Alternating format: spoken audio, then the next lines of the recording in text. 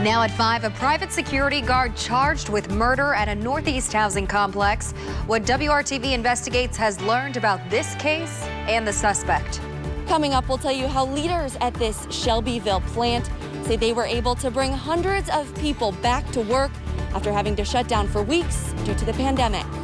Hundreds of child care providers across the state are getting an extra financial boost. I'm Stephanie Wade talking about why the need is so great right now to protect your children. From the station working for you, this is WRTV News at 5, streaming now. And now at 5, a private security guard is now charged with murder in a Northeast Side shooting. The woman was killed Friday. Investigators say she was shot 3 times and died at the hospital. WRTV investigates. Rafael Sanchez has been following problems with the security guards since 2015. He joins us live from his home studio with the latest on this case. Rafael. Amanda, good evening. We are waiting for Melvin Eugene Hall to turn himself in to Metro Police. I am told that he's lawyered up as his freedom is now in jeopardy. Melvin Eugene Hall is accused of killing Natasia Williams on Friday on the 4100 block of Brentwood. Before the shooting, Williams had an argument with another female. Police say Williams had a gun, which apparently was not loaded. A witness says that Williams never pointed the weapon at security guard Melvin Hall, who shot into the vehicle 3 times. A witness also says that Hall never gave any warnings before firing his weapon. Hall's company, Indianapolis-based Superior Tactical Response Agency, provides security to this apartment complex. The Marion County prosecutor credits witnesses and several videos for supporting the murder charge. The video was certainly illuminating in terms of people's response to this particular incident. I think the other part that the video does is it also tells us that there's some additional investigation that needs to take place and some additional follow-up. Is there additional charges that could potentially be filed? So it is possible that Hall could face more criminal charges sometime down the road. WRTV investigators began looking into Hall back in 2015 when he was accused of police impersonation. In 2017, he was cleared of those charges. Tonight, Metro Police Chief has a message for all 326 security companies doing business in the state of Indiana. This is what he has to say tonight.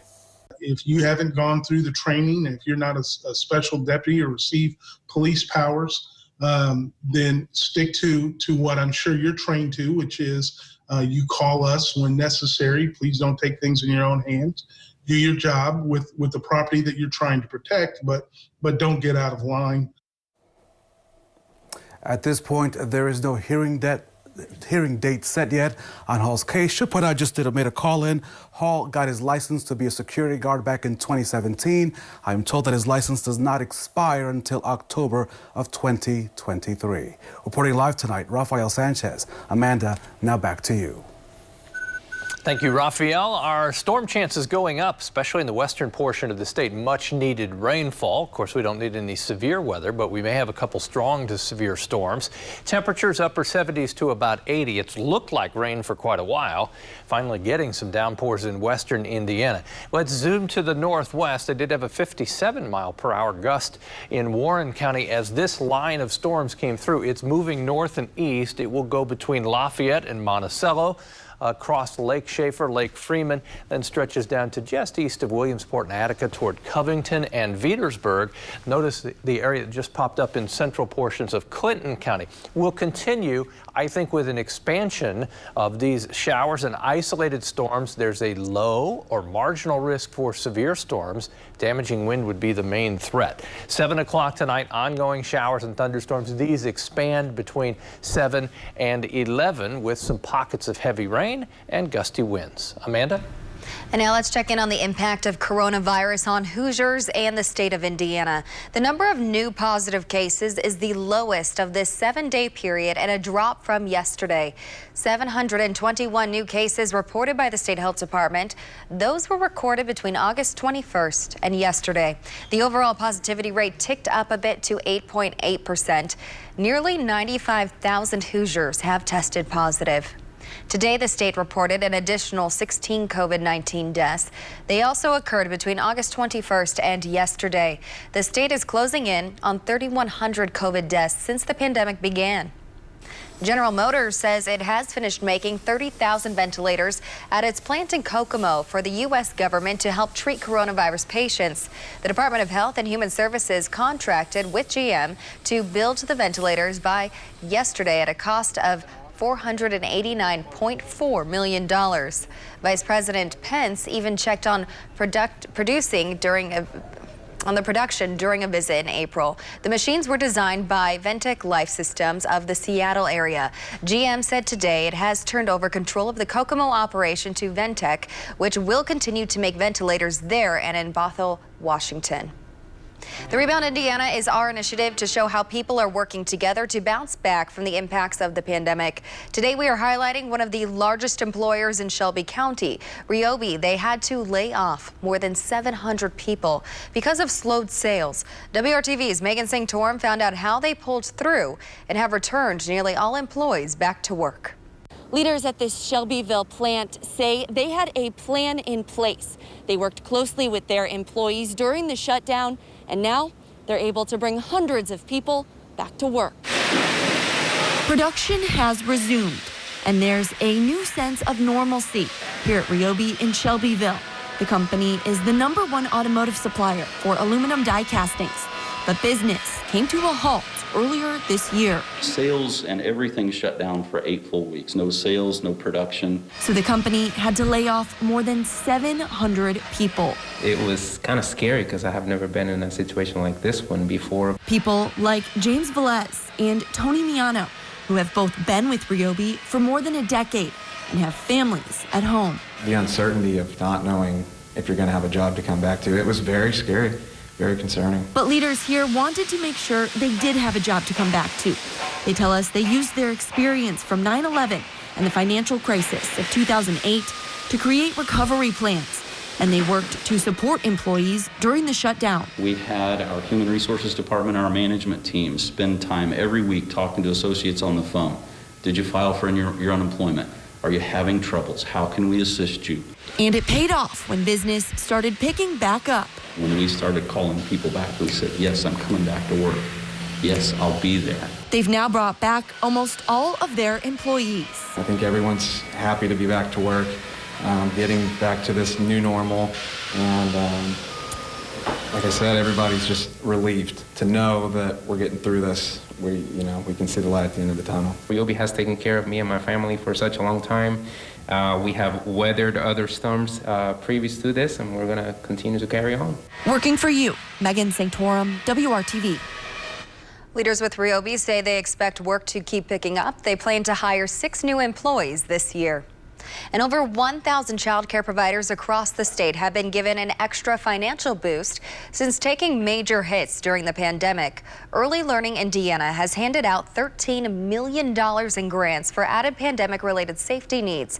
WRTV's Stephanie Wade spoke to a provider today, showing how this money is impacting some of the most vulnerable Hoosier children. Experts say even in the best of times, child care providers operate on razor-thin margins, and COVID-19 has just made things worse, making the Comeback Stronger Fund that much more dire.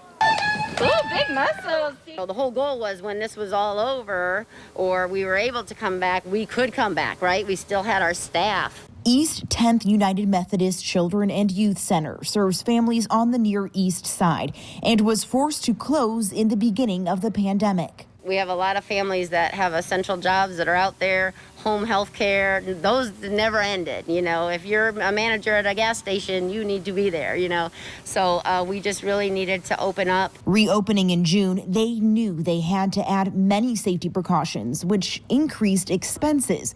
Everything from outdoor check-ins and screenings, installing an outdoor sink for kids to wash their hands before entering.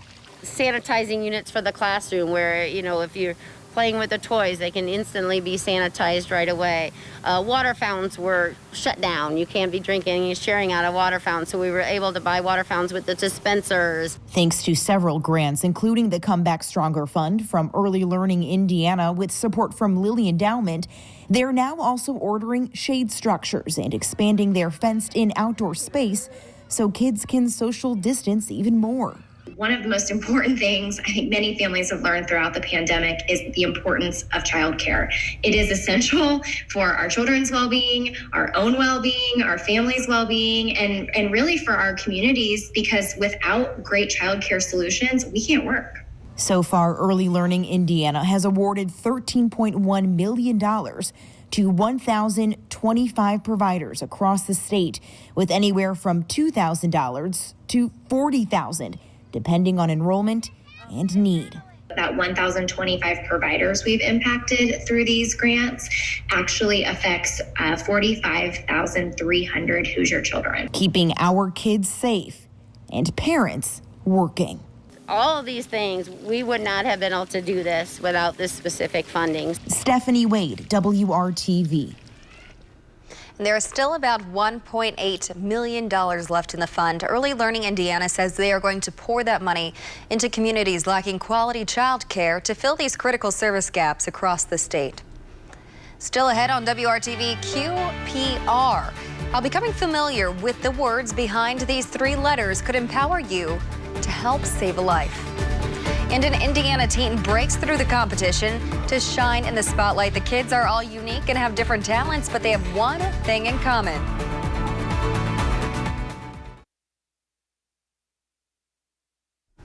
Since the beginning of the pandemic, the National Suicide Hotline has received more calls than normal.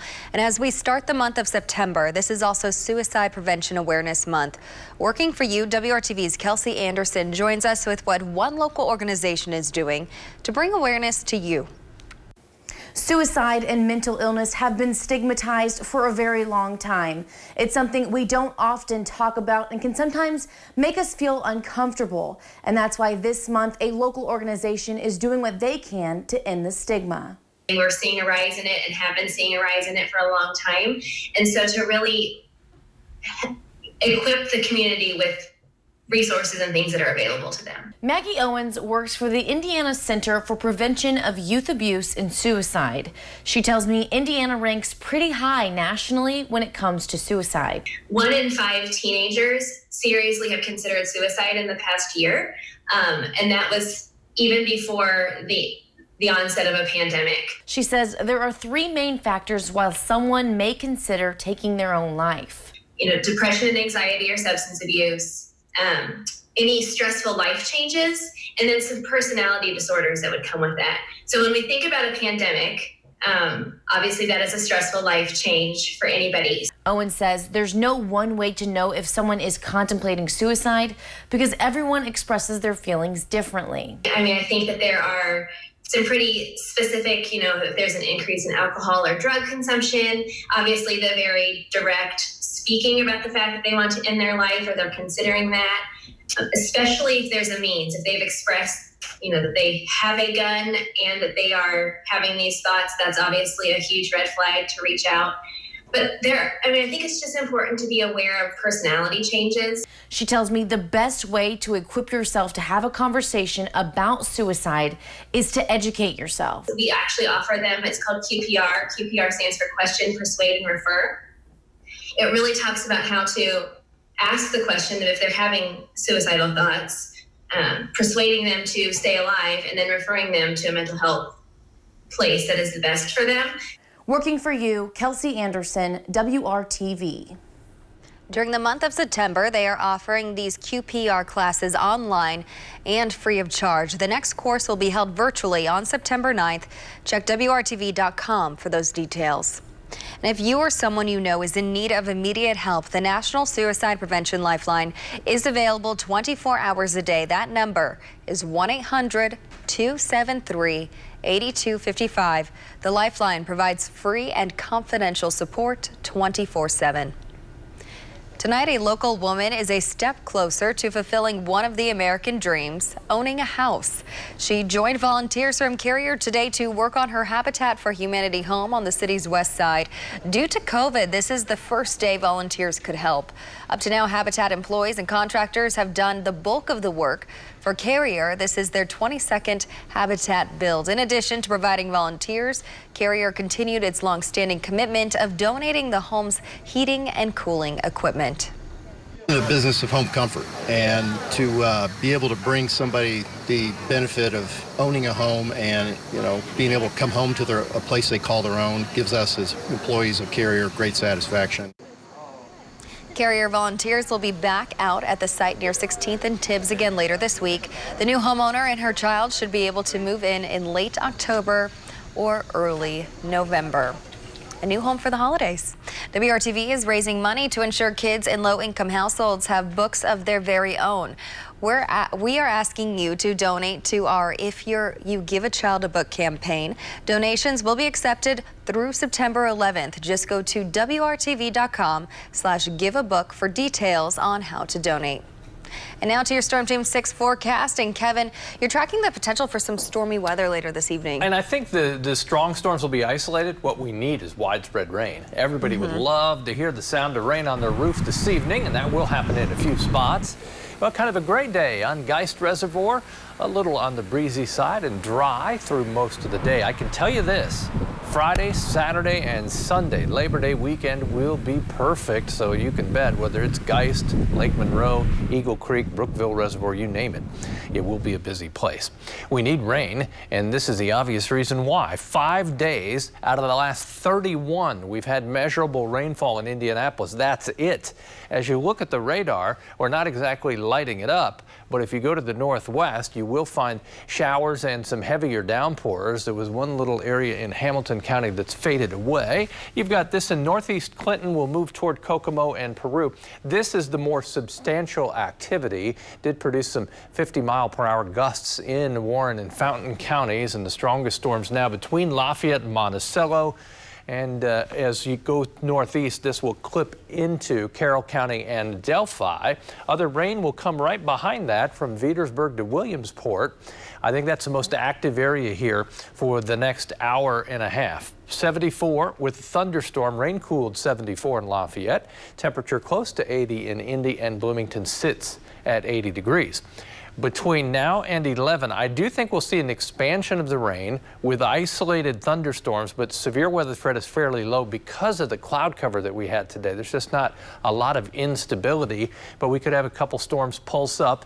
Certainly they'd produce some heavy rainfall because of the amount of humidity that we have. Temperatures will be steady and warm all evening long. We'll stay in the 70s. As you look at tomorrow's high, back into the familiar territory of the lower 80s. The chance for thunderstorms tomorrow, 30 to 40%. Temperatures will all be in the low 80s, about average for this time of the year. 7 o'clock in the morning, we'll have a departing area, some showers, maybe an isolated thunderstorm. Then we'll see afternoon shower and thunderstorms most likely in the southeast portion of the state. Here's your Thursday planner. Rain chances diminish on Thursday. They're still around, though. Temperature of 83. Friday, simply beautiful. 77. We start at 59 degrees, and look what happens. 56 Saturday morning, 59 Sunday. Just a nice stretch of weather, really, from Friday to Tuesday. Only one day will make it above 80 degrees. We'll hold off on the rain till Labor Day itself. A chance for thunderstorms. Still a chance on Tuesday. But for the evening, we'll track these pop-up showers and storms. Amanda? Thank you, Kevin, for that. And congratulations tonight to a local teenager who competed in the Military Kids Have Talent virtual competition through the Elizabeth Dole Foundation. Actor and producer Jocko Sims breaks the news. Introducing the winner of our 12 to 14 age bracket, Reagan Lawson from Greenwood, Indiana. There is no upper hand, I'm giving you mine. It doesn't have to end up wasting your time. We introduced you to Reagan Lawson in July, just before the competition began. And now, after 2 weeks of national voting, the Clark Pleasant middle schooler was announced as the winner of her age group. The contest was open to children and military service members. Reagan's father received a Purple Heart from his service in Iraq. Congratulations, Reagan. And we're going to stay with music. The CMA nominations are out. The woman leading the way in making history, and the pop star in the mix.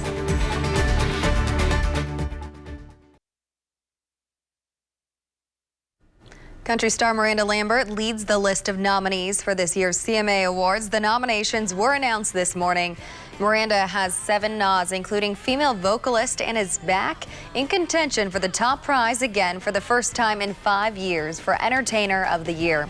Today, she also became the most nominated female artist in CMA Awards history with 55. The previous record was held by Reba McEntire, who earned her 51st nomination this year. And here's a name you would not expect to receive a CMA nomination: Justin Bieber. The pop star received 3 for his collaboration with Dan and Shay on their single 10,000 Hours. An Indianapolis country radio station, WFMS, also got some recognition. Morning show hosts Jim Denny, Deborah Honeycutt, and Kevin Freeman are nominated for Large Market Broadcast Personalities of the Year. They have won this award 3 times already, most recently in 2018. You can watch the CMA Awards Wednesday, November 11th, right here on WRTV and ABC. The hosts and format have not been announced yet.